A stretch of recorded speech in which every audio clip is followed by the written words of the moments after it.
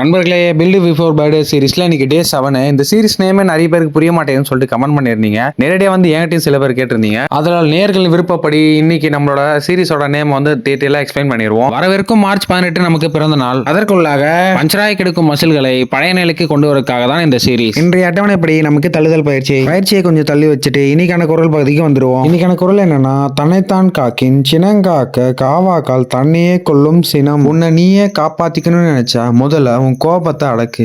ஏன்னா கோபப்பட்டா அடுத்தவனை விட உன்னைதான் அது அதிகமா பாதிக்கும். உன் நிம்மதியே அது அழிச்சிரும். பயிற்சி நல்லபடியா முடிச்சுட்டு 3 முருகலாம் தோசை சாப்பிட்டு நல்லா பசிக்குது ப்ரோன்னு சொன்னான்னு சொல்லிட்டு நல்ல எத்தனை கொடுத்து அதை 4 பக்கம் சதுர விட்டு சாப்பிட விட்டாங்க. சரி, அதை சாப்பிட்டு முடிச்சுட்டு மதியத்துக்கு பாசத்துடன் கொண்டு வந்த பாஸ்தாவை பகிர்ந்து சாப்பிட்டுட்டு இன்னைக்கான மதிய உணவு முடிச்சாச்சு. பரவாயில்ல, கடந்த 4 நாட்களா புரதசா தான் வந்துட்டு இருக்கு. அதை சாப்பிட்டு முடிச்சுட்டு எல்லா குரூப்லயும் இப்படி ஒரு ஆள் இருப்பான். இந்த பாடகர், டான்சர், இந்த மாதிரி எல்லாம் எக்ஸ்ட்ரா கரிக்குலர் ஆக்டிவிட்டிஸோட அவர் பண்ண பாடல் பதிவு முடிச்சுட்டு வீட்டுக்கு ஜூட்டு விட்டாச்சு. வீட்டுக்கு வந்ததும் என்ன பண்றதுன்னு தெரியல, நொறுக்கு தீனி சிலது கொடுத்தாங்க. அதை சாப்பிட்டு முடிச்சுட்டு நாளைக்கு தேவையான போறதை இன்னைக்கே மறக்காம வச்சுட்டு படுக்க போயிட்டேன். நாளைக்கு பார்க்க நண்பர்களே.